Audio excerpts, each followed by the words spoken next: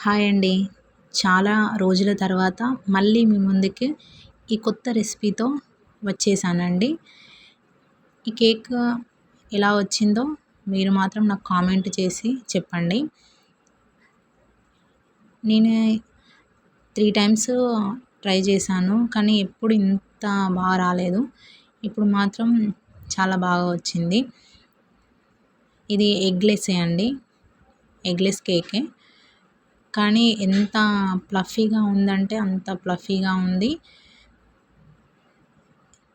Taste కూడా చాలా బాగుంది. ఇది ఒక పీస్ కట్ చేసి చూపిస్తాను. చూడండి మీరే.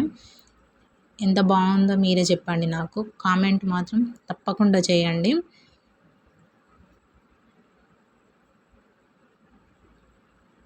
త్రీ టైమ్స్ చేసినా కదా ఈసారి వస్తుందో రాదో అనేసి అనుకున్నా. కానీ మనం ఒక్క దగ్గరే ఆగిపోవద్దు కదా.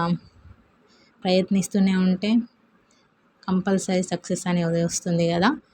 చూడండి, ఇదిగోండి ఎంత ఫ్లఫీగా ఎంత స్పాంజీగా ఉందో చూసేయండి మీరే.